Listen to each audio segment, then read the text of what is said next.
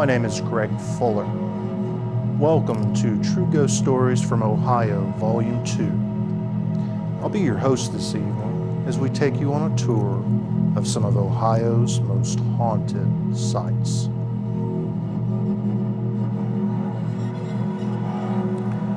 In downtown Columbus, there's a hotel that dates back to the late 1800s, the Lofts Hotel. Now, this building housed many different businesses before converting to a hotel as recently as the year 2000. The Lofts is a very unique building with its historic charm and its 44 rooms, which are completely distinctive from each other. What's also unique is the ghost that occupies the second floor and stairwell. A woman with late 19th century clothing has been seen walking about, and when anyone turns to look at her, she immediately disappears.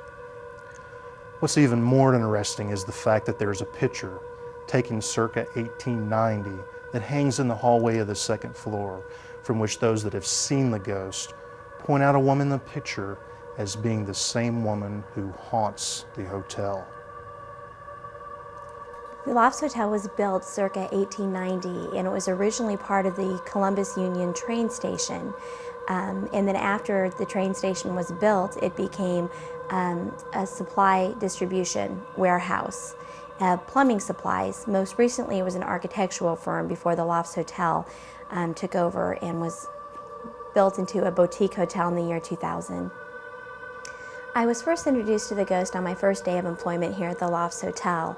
I remember having breakfast with the president of our company, and we were going over the normal things you would typically go over in your first day of employment. I was hired as the general manager of this property, and he asked me if I was scared of ghosts, which I thought was a very odd question because it's not something that's in the typical repertoire of questions that you receive on your first day. And I mentioned to him that I didn't believe in ghosts. I've always been a very spiritual person, but I believe when you die, you go to heaven or you go to hell. And the idea of someone getting stuck in between really bothered me, disturbed me, frightened me. So what I did is he told me that where the ghost was typically seen, and that was in the stairwell between the first and second floors off the lobby. So whenever I entered into that stairwell, which I had to access because my office was in the lower level of the hotel, I would speak to the ghost and talk to her and just let her know that I was the new general manager of the hotel and that she should go ahead and show herself to me because I didn't want to be frightened anymore. And about 4 months after I had that dialogue pretty much to myself in the stairwell, I did see her for the very first time when I was going down to my office. Our ghost is what you would call a corner ghost. You see her out of the corner of your eye, but when you turn your head to look straight at her, she disappears. I'm told that's because that ghost live in the infrared zone, and that zone is not able to be seen by your peripheral vision, and that's why you see her out of the corner of your eye and not when you look at her straight on. The most frequent place where the ghost is seen here at the hotel is in the stairwell between the first and the second floor. Story has it that the reason that she hangs out in the stairwell is because someone was killed in an elevator accident very early on when the building was first built, and that's why she frequents the stairs. I honestly believe that she has some sort of attachment to the building, and she just wants to know who's in her space. She's very protective of the building. She has some sort of ownership to the building for some reason, but literally she's not audible. She's always floating in the stairwell, with which the stairs are made of steel, so you can hear very clearly when someone's going up or down the stairs, but you never hear a sound, you just see movement. The same with the hallways in the building. We kept them the hardwood floor that they originally were, so any sound on hardwood is very readily audible. However, when the associates have seen her movement in the hallways as well, you never hear a sound. There's a couple different stories that the associates have. The most recent story is from our executive housekeeper, something that just happened this past week. She was actually in one of these guest rooms, as we call it the 07 room here at the Lofts, and she kept hearing noises. and her sixth sense was telling her she wasn't alone. However, she never saw anything, but she kept hearing noises that were very unfamiliar to her, and she's been the executive housekeeper here for a few months now. So she's pretty well familiar with every noise that happens here at the Lofts, but that's the most recent encounter. A couple different encounters. Diane, who's one of the housekeepers that have been here since the Lofts converted to a hotel in the year 2000, she was bending over next to her housekeeping cart and something hit her in the back of the head. And she looked around and there was nobody there, nothing there whatsoever.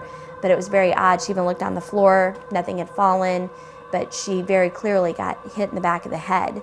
Another story came from our director of operations, a previous associate here, that his brother had checked into the hotel, and he had come up to visit his brother in his guest room, and they heard a very loud knock at the door. Tom opened the door, nobody was there, shut the door, listened because he thought one of the associates was playing a prank on him. Again, very loudly, a knock on the door, opened the door immediately, nobody there. Basically, I have seen the ghost on 2 separate occasions, and I felt her presence once. My office used to be in the lower level of the Lofts Hotel before it went through renovation, and we actually expanded our dining room from our Max Nermus restaurant down there. So I would always access those stairs, and on 2 different occasions I actually saw her coming towards me down the stairs, but then again, as soon as I turned my head to look at her, she would disappear. Another occasion, I was down in my office very late one night, and I came out, and my 5 senses told me I was alone, but my 6th sense told me very clearly that I was not alone. I felt a presence, not a frightening presence, but a presence, yet I knew I was alone. There was nobody else down in that part of the building. So one day I was up on the 2nd floor, and I happened to glance at a picture, and we've kept a historic theme throughout the hotel. If you look at a lot of the pictures, they come from the Columbus Public Library, and they're historic scenes of Columbus. And one of them I was shocked to see was my ghost. And I just stopped and looked for a moment, but she was wearing the same high-collared lacy shirt, dark skirt, and in this picture she's holding a baby for whatever reason, but I know it's that same exact woman, and I actually stopped dead in my tracks and got chills up my spine because I knew that it was her.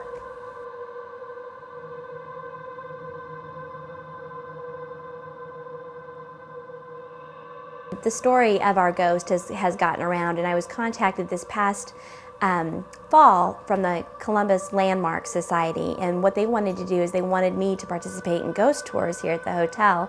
And at first I was a little reluctant because, you know, it's kind of publicity that we haven't wanted out there, but we thought it was interesting. We are a historical building, so we agreed to do it.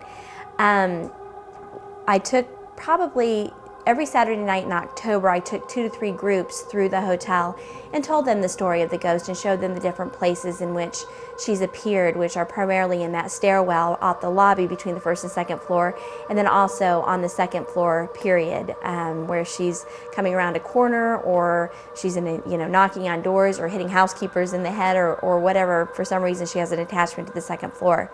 The last tour that I conducted on the last weekend of Halloween last year, there was a large group. There was about 20 people, so I split the group into 2. So I had 2 groups of 10, and I walked up the stairwell first and showed everybody, where the location is the ghost frequently appears. And there was a couple ladies lagging behind, and so I called to them to come on because I was going to start the dialogue portion of the tour. And she came up, and she was visibly shaken, and she had actually seen the ghost. And so that's the first time I've ever known of a person outside of an associate here at the hotel actually seeing the ghost. So she must have been curious about what we were doing and decided to make her presence known and a reality. But that was the first time this woman had ever seen a ghost as well, and she'd been ghost hunting for many years. And she was a little shaken by that. Hawk's Tavern at the Mill, located in Lancaster. This is a place where you can go experience live music, play a game of pool, enjoy a drink, or if you're lucky, you just might see a ghost. The paranormal experiences people have had range from being a mere nuisance to what has been described as a sinister evil.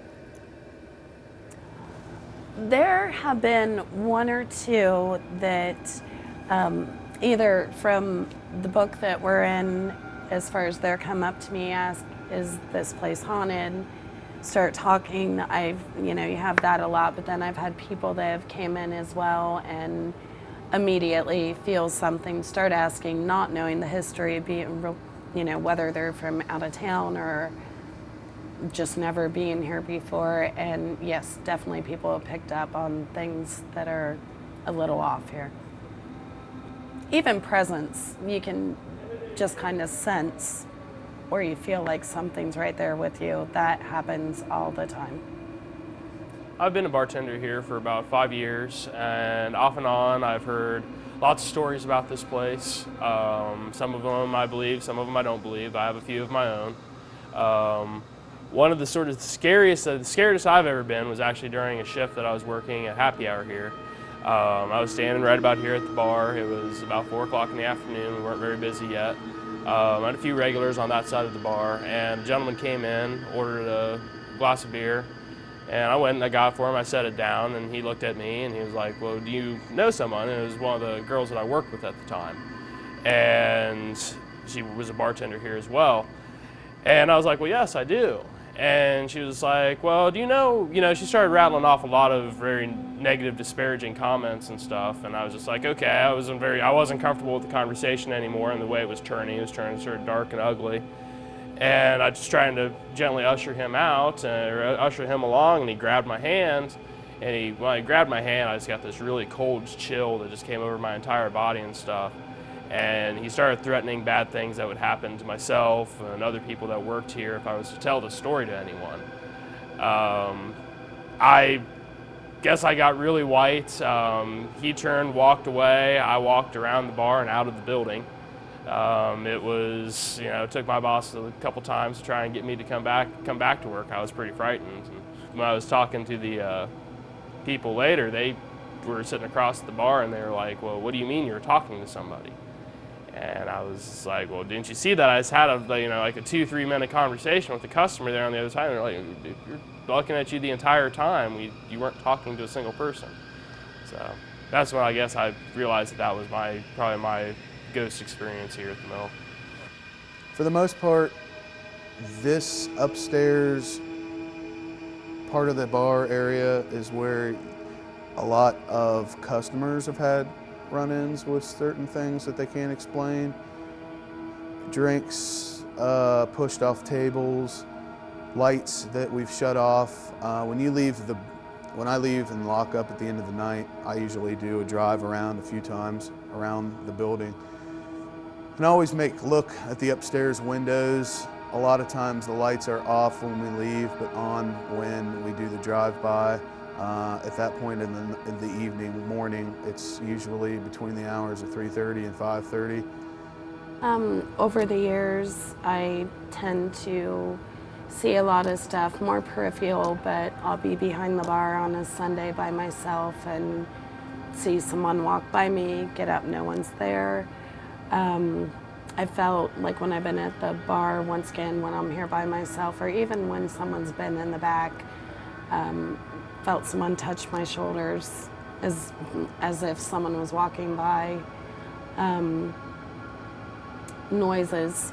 I always get calls from the office on the line that's designated to Paige, and no one's back there, no one's there. It happened yesterday twice, and it's kind of scary. You start getting the goosebumps, and I just had to call someone to come check it out, make sure everything was okay. All kinds of stuff. I mean, from seeing stuff, feeling stuff, hearing stuff all the time. I'm usually in here on Sundays by myself to clean the building, and I always bring a dog with me. And depending on which one it is, there's one in particular, she'll go upstairs, and I don't know how many times she will come flying back downstairs, go on the patio, and refuse to come back in. So just all kinds of stuff. We have a lot of things that you might chalk up to being an old building. I chalk up to being a little more odd than that. We get phone calls from inside lines a lot of the times. Somebody's back in the office, you'd be the only person here. You knew you were the only person here, and somebody calls from back in the office up to the bar, you can ignore that phone for, you know, up to 48 rings. It won't stop ringing until you pick it up. And then when you pick it up and there's nobody at the other end, you hang up the phone, the light's still on. You sit there, I've sat there and stared at that light for, you know, a couple minutes before I finally went back to the office, and by the time you get back to the office, it's gone.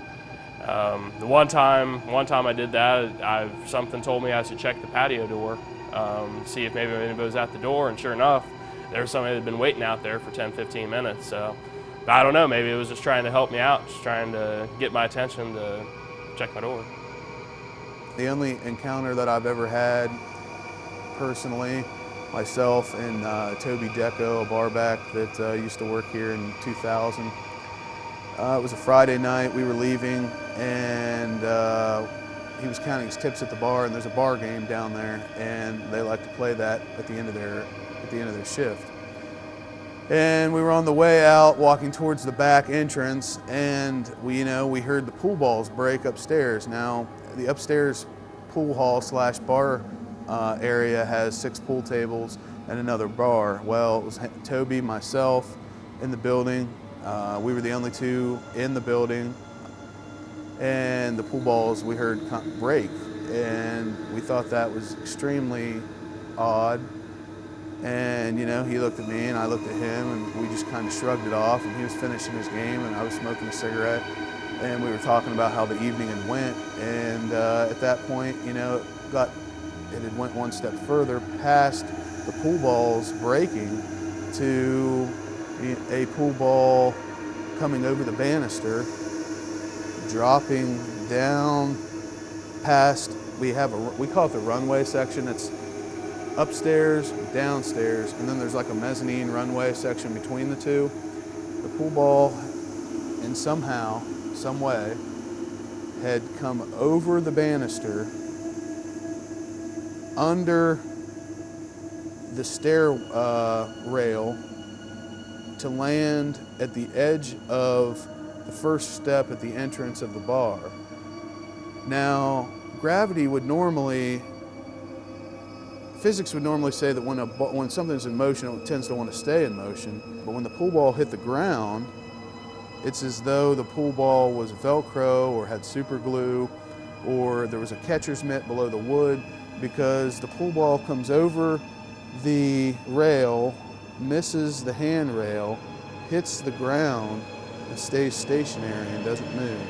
And we were both at the deepest end of the bar next to the kitchen. And, he's seen it, I've seen it.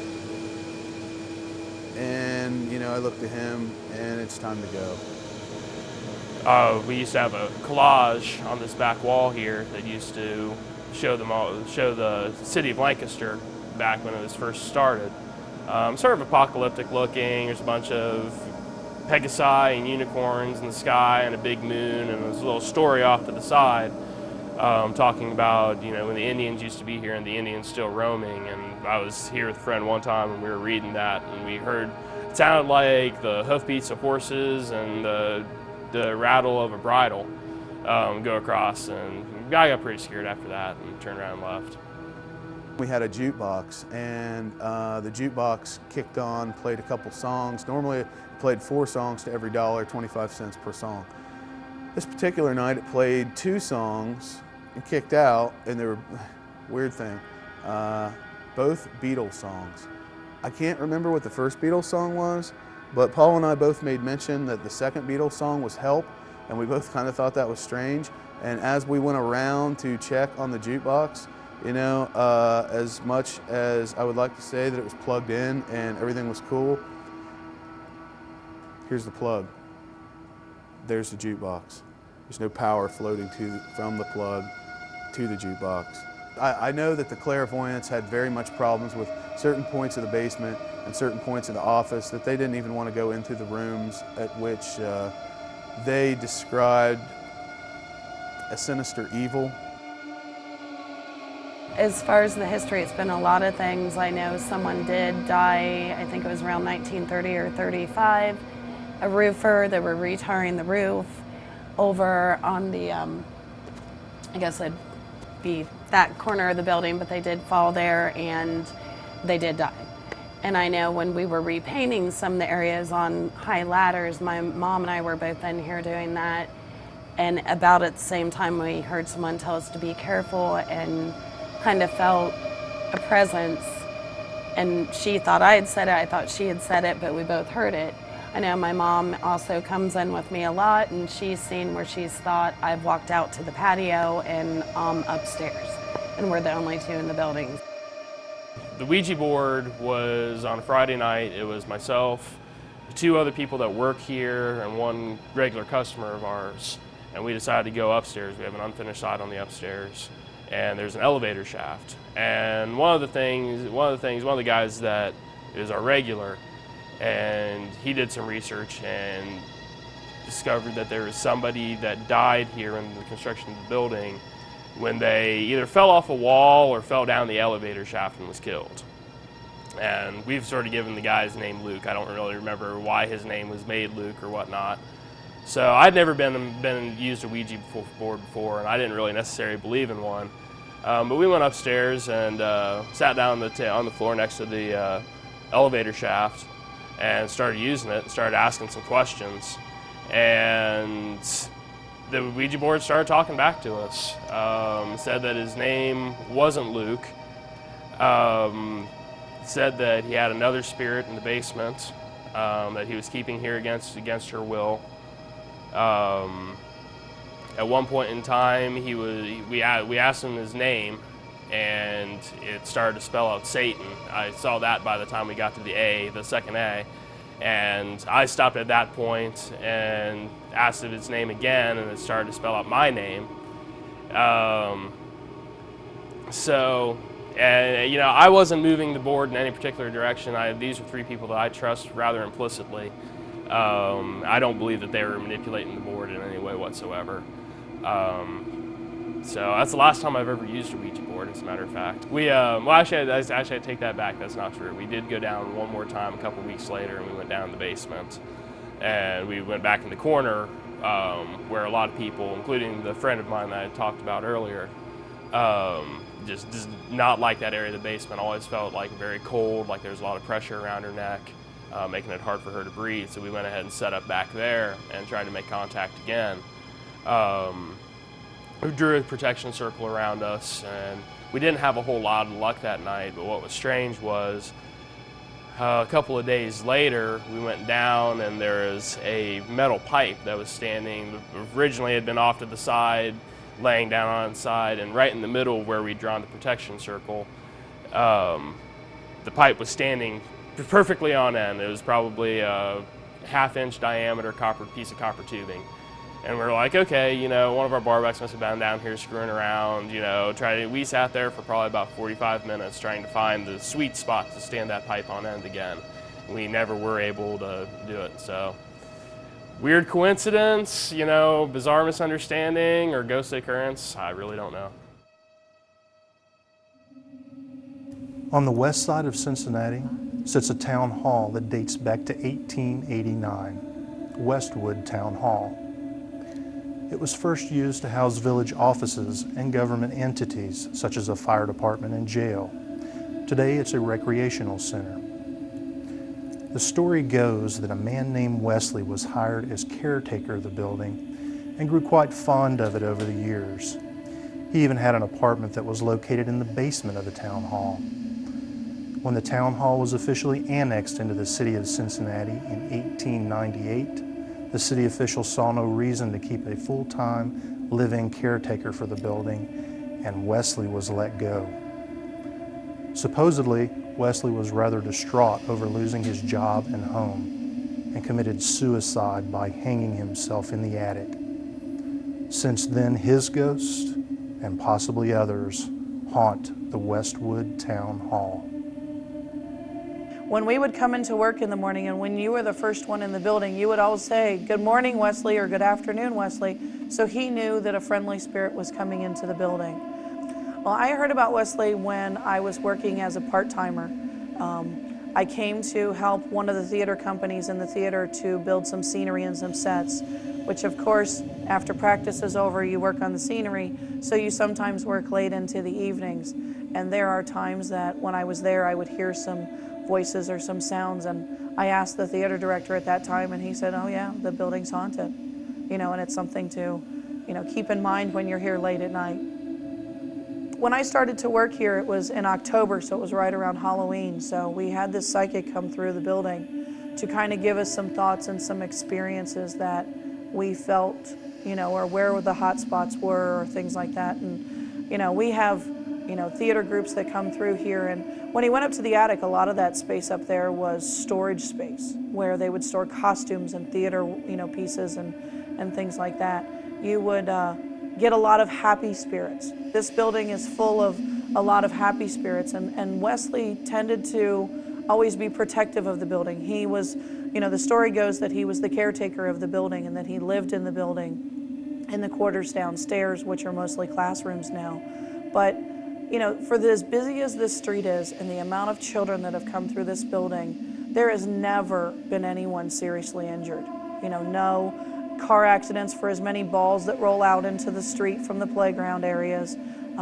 For as, you know, you can have up to 200 kids here a day in this building running around and maybe using the outside space.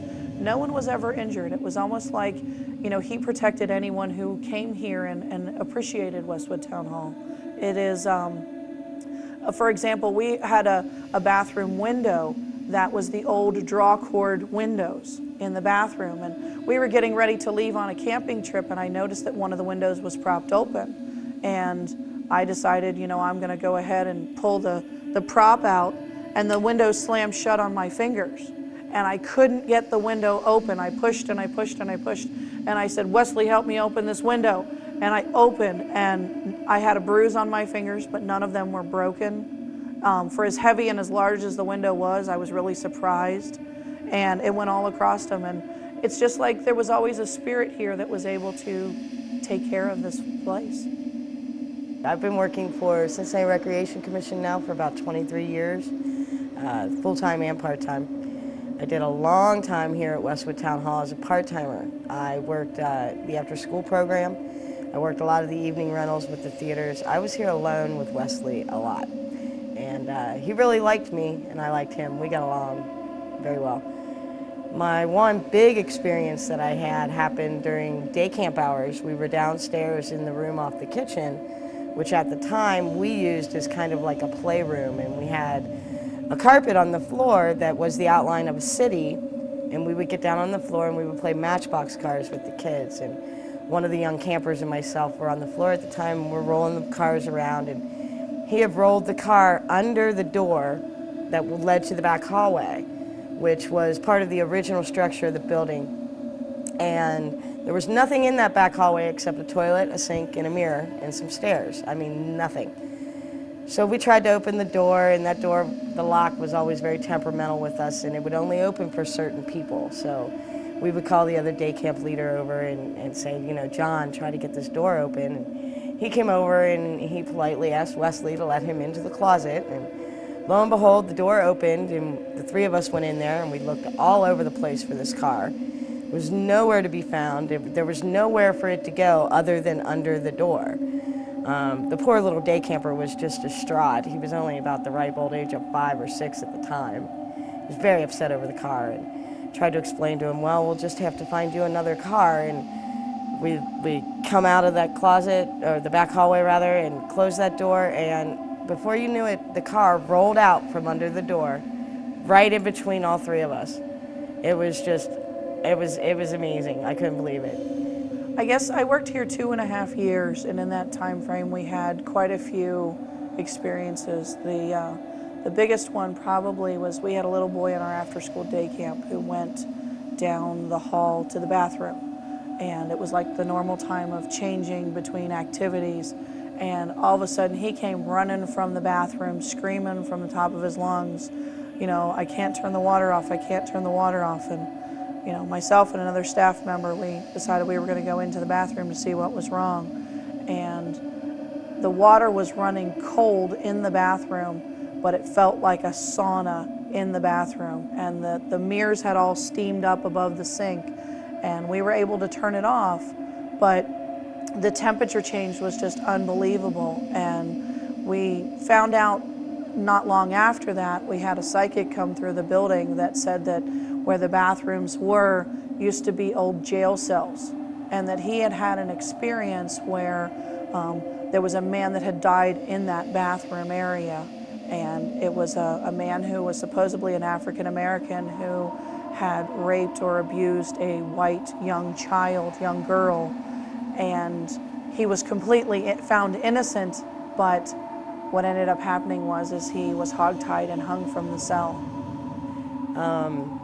When I was first contacted about information about Wesley and everything that had happened during the time that I was here, the director of the center here was unable to find the tapes because years ago, the director had a psychic come through and tell us all about the building, try to get a little more knowledge about Wesley and what had been going on. And I informed her that there were tapes about, and she was unable to find them. And what got relayed to me was that either the next day or a couple days within that period, the tapes just showed up and they were there, which to me definitely is Wesley saying, here I am, even through the renovations. So.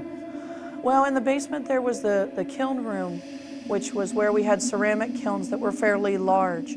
And it was a good sized room, but when you were loading the kiln and you were putting things into the kiln, it kind of felt like somebody was going to be behind you, pushing you.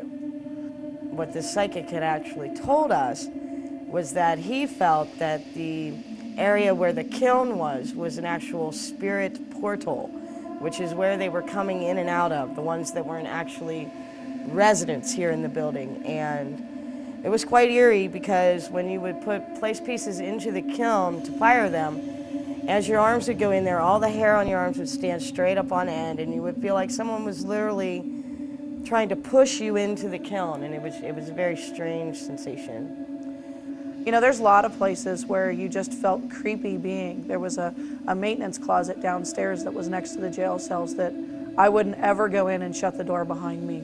You could see the mountings on the original foundation where the bunks were still attached, you know, where they were attached to the walls. But you name it, we've had experiences just about anywhere in this building. He would move objects. There would be one day you would put things away and you would know exactly where you put something. Come in the next day and it would be out on the floor. It would be, games would be set up. It was just very odd all the way around. The phones, Wesley loved to horse around with the phones. I would be here late in the evenings with the different theater groups and whatnot, and I would be the only staff person in the building, and the theater groups would be in the theater, and there are no phones or anything in there, and I would be sitting at the desk doing work, whatnot, and the phone would ring, and you could tell which line it was coming from at the time, the way the phones were. So it was the art room phone that was actually calling the office phone. And it happened every time I would answer it, nothing would be there, nothing would be there, nothing would be there. So I finally got up and I went down to the art room and said, Wesley, please stop calling me. And then he called me from the office to the art room. We have had a lot of plays would run till sometimes midnight, 1 o'clock at night that we would be in the building, and we would lock up the building, turn off all the lights, and you'd be driving away and lights would start popping on through the building. And you know that you turned them off. I had many staff that worked a lot of those late nights or those weekends for extra hours, and you know, I would get many phone calls in the morning that would say, I'm sorry, I didn't turn off the lights, but here's why. I'm not going back in that building by myself. You know, because if a third floor light would come on or an attic light would come on, you'd be really leery on going up there by yourself. There was the question of whether or not anything happened during the performances.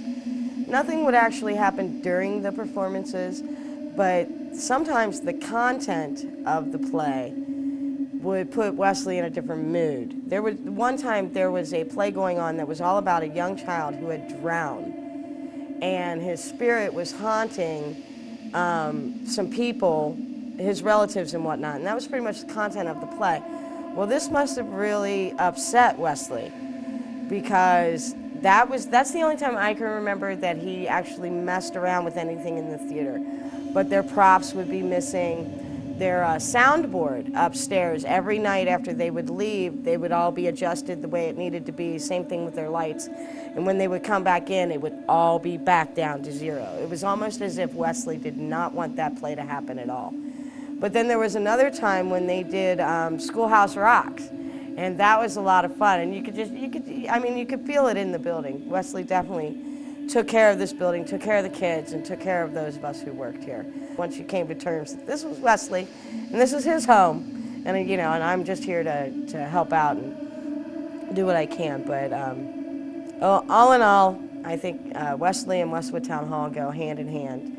I grew up in the neighborhood. I used to come to art classes here when I was a little girl, and that was the story. It's always, the building's always been known as haunted for 30, 40, 50, many years. So.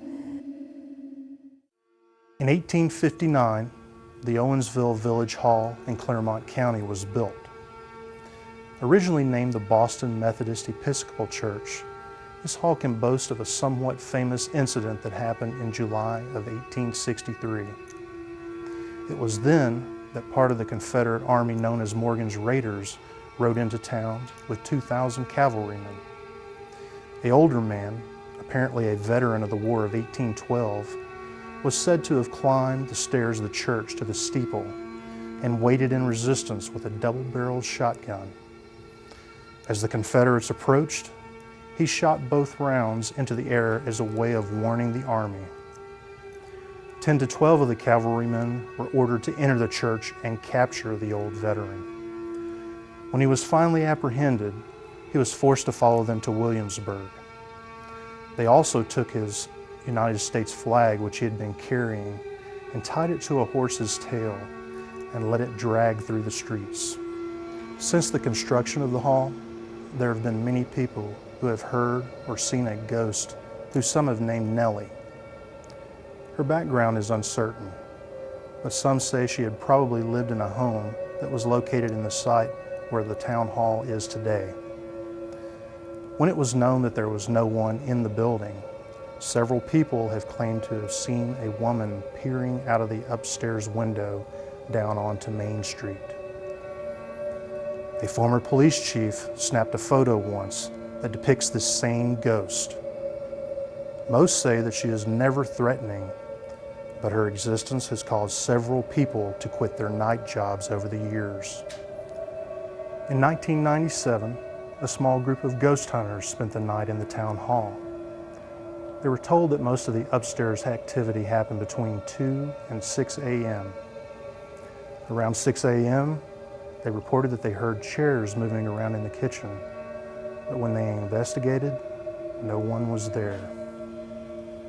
One of the men said when he had used the restroom earlier, it sounded like someone had walked by him, but when he turned to look, no one was there.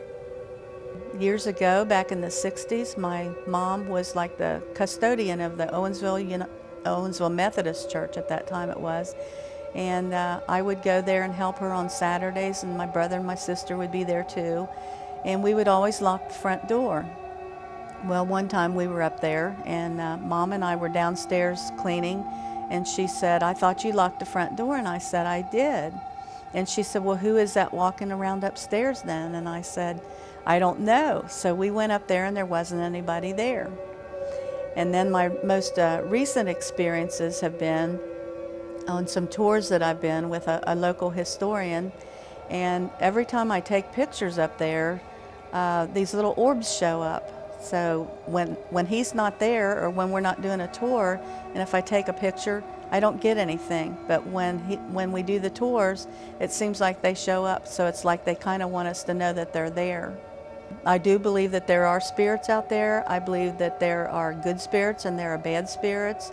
And from my experience with Nelly at the Village Hall, and possibly maybe George, there might be two there, that I think that these are nice ghosts or spirits because they haven't ever hurt anybody. My husband and I were sitting at the gas station across the street.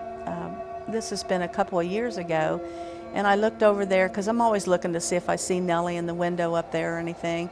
And the curtain in the window was waving. And I thought, boy, this is really something. And I knew that I didn't think that there was any fan up there or anything. So after we got the gas, we went over and I went inside the village hall, and there was no fan on, there was no window open. So we both saw it. He would not admit to it, but he saw it too. We had a police chief years ago that he's the one that took a picture. He was taking a picture for the patch for their to put on their shirts, and when he took the picture, he was standing across the street from the village hall, and he took this picture and he saw something moving into the window at the front of the building, and as it did, he took another picture, and so there's a full picture of this woman that looks like she was probably from like the 1800s, the way she was dressed with like the with her outfit that you could tell. And the village clerk at that time, just out of the blue, she said, well, we'll call her Nelly. And I think she might have been naming her after one of the Sunday school teachers that used to teach Sunday school there back in probably the 40s, 50s, maybe even before that. But yeah, and she was a school teacher also. And then recently, the one about George, we just had a psychic that came in there, and he said that he thought there was two of them. So I just threw the name George in there, so I kind of named George. In 2001, there was a tour given to around 60 people at the village hall. They all proceeded to the second floor, and in the process, two young women snuck up and into the steeple.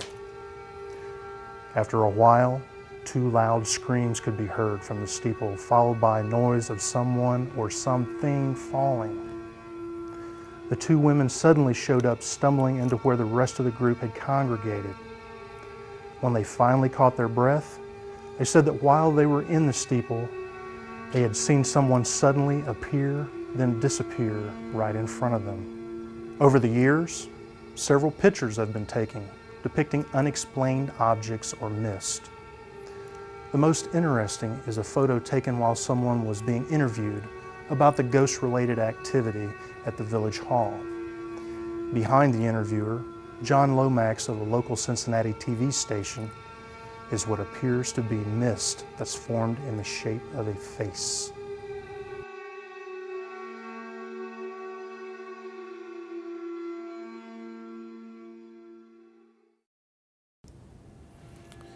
In the suburbs of Cincinnati sits a house that was built in 1928.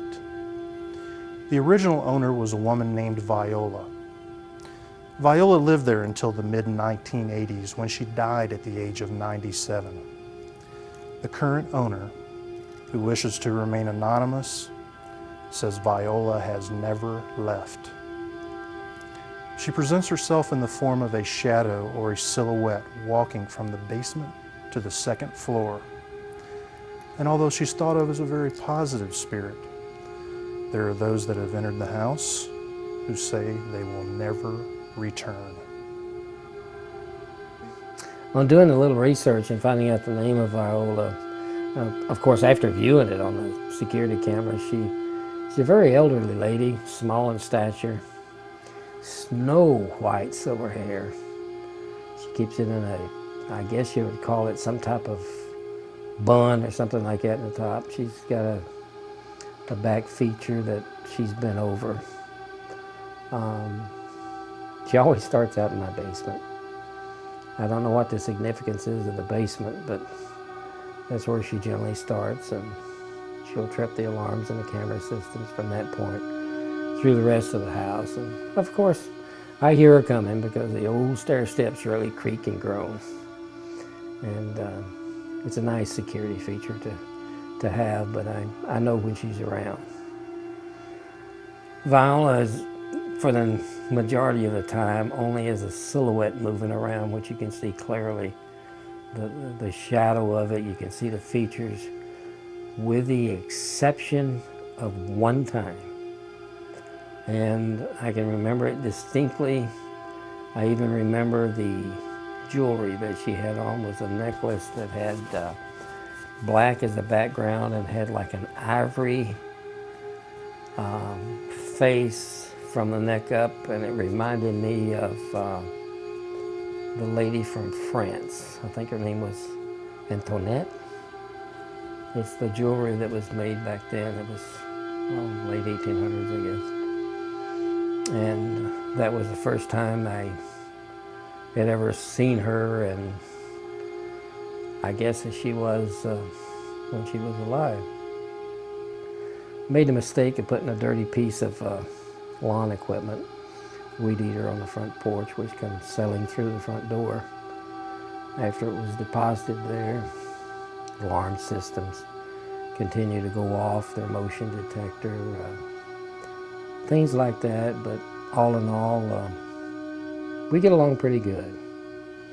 There has been on occasions when I've awakened at night and extremely thirsty to find a very cold drink sitting on my bedside, or a noise that brings my attention to the porch on the second floor. And when I look out, I find that my hammock has a deep impression in it. Christmas time, I didn't put out cookies, but on a hunch of something that happened before, I put out a little shot of gin, and it was gone the next day. There's no information really about her husband, but she liked the location here at the time in greater Cincinnati where the house was located. Did find out, I think she died February, March of 1986. And if I remember right, she was 97 or 98 years old. And so the people tell me that she loved the house, she loved the location, she loved her flowers. And I planted flowers all the way around the property, and including many house plants. In February of this year, I had some people over who ended up spending the night. One of them was a young lady that I had adopted, and she lives with her father though, but I'd taken care of her, and she stayed on the first floor. This was a two-family at one time, but it's a one-family home now. But she spent the night on the first floor in the media room on a futon, and it was roughly something after 3 in the morning, if I remember right. I heard her running up the steps as fast as she could, and she jumped right in bed and said, "There's an old woman down there." She leaned over and whispered in my ear, and that's where Mary was at. And she flat refused to come back downstairs. As a matter of fact, she had to eat upstairs and everything, and walked down the stair steps and went out the other door instead of coming through the first floor area. I had mentioned to several people, a lot of them were the employees, about what I had experienced, and of course everybody laughed and, you know, said, "The crazy old man, those things don't exist," you know. But one day, I did have quite a few workers here, and the lady was helping clean the house, and I was on the second floor on the computer. And the motion detector system for the cameras kept going off to the basement continuously. And I went back and forth from the computer to the TV, and I couldn't see anything. So finally, I just sat there and watched it until it clicked again, and then I seen it was the old lady. So I hollered as loud as I could for the lady who was cleaning the house, and she came running up the steps thinking that something was wrong with me. And I pointed to the TV screen, and she did happen to see Viola in person. She left immediately. It took her just a few steps to get down 2 flights of stairs. She was out the front door, into the van, hollered at her husband, who was working for me, to get into the vehicle, called me on her cell phone and said she would never come back to this house again, and to this day she never has. Yes, there's been several instances where individuals have had the opportunity to witness this firsthand and became extremely excited or nervous, concerned, scared, whatever you want to say. But for the better part of the whole thing, I have no problems with Viola at all. It seems and appears like, I don't know, maybe we have a working relationship with each other. She approves of the things I've done for the house and taking care of it. little special things that are done for me that when I find them, I know that I didn't do them. But somebody else has, just made them available where I can see them. In my opinion, she's a sweet old lady. What's believed to be one of the oldest existing taverns in Ohio lies in Yellow Springs, Ye Old Trail Tavern. Built as a log cabin in 1844, it would soon change into a bakery and become Yellow Springs' first business. As the legend goes, supposedly the wife of the man who ran the bakery was having an affair with the postman whose office was across the street.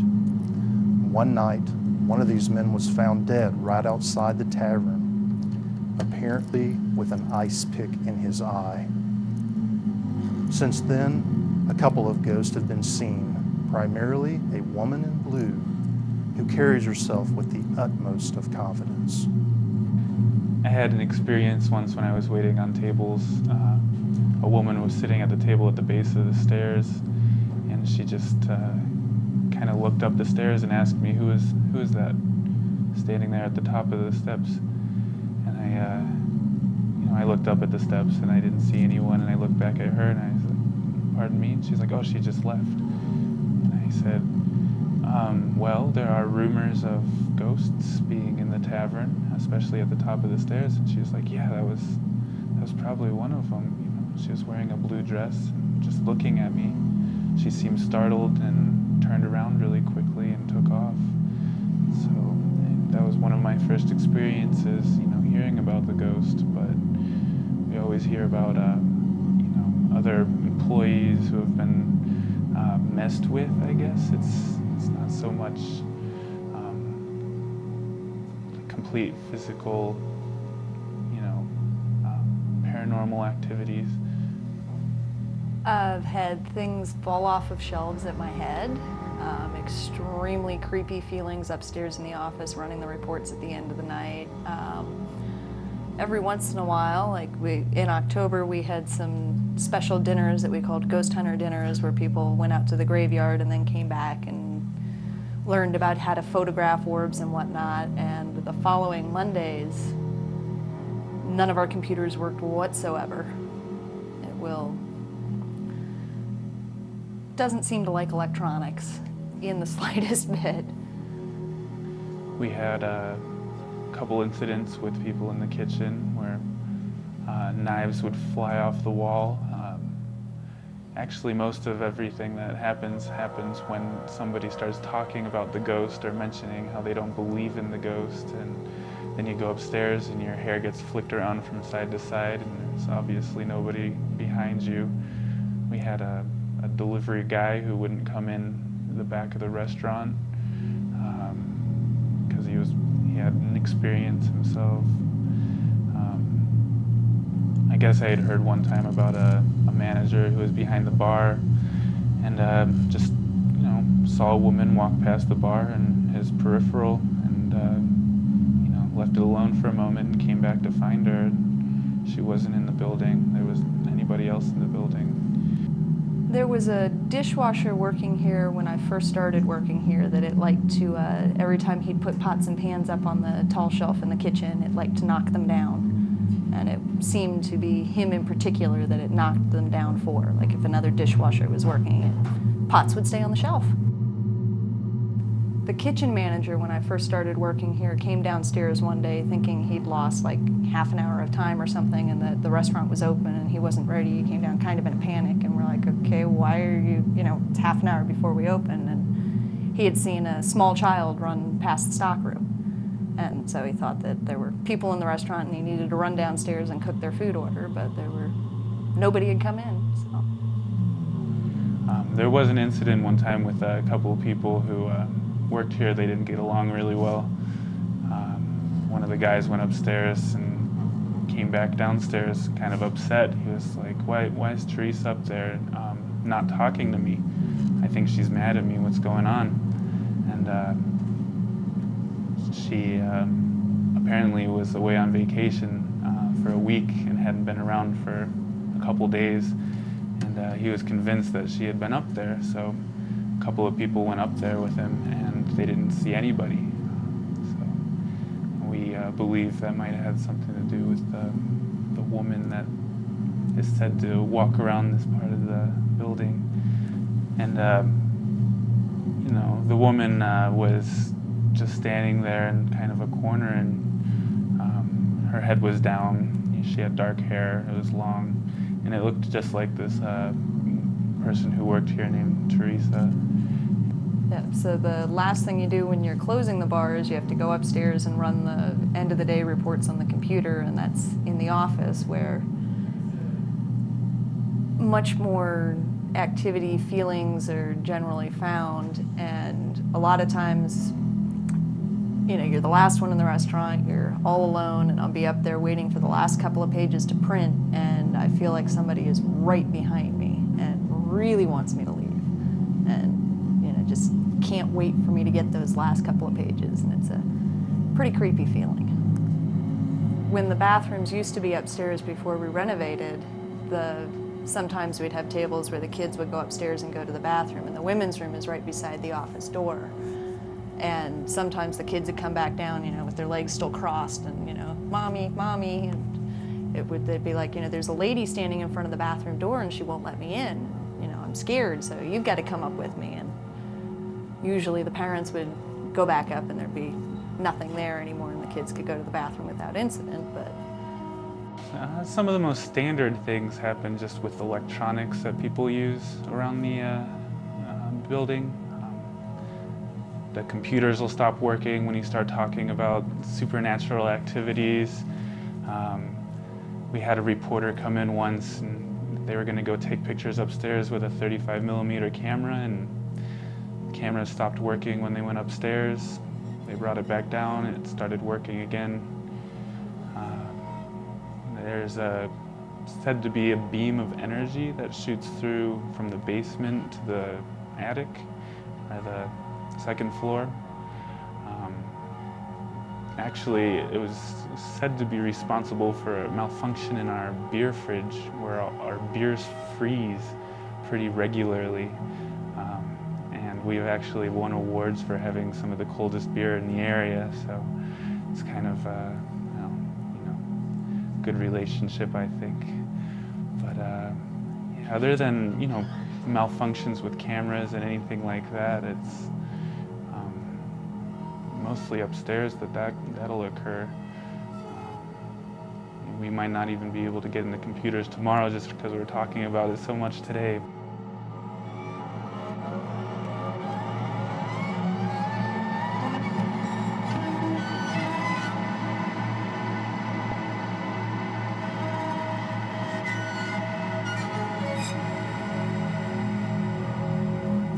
Well, we hope you've enjoyed this series of ghost stories from the Buckeye State.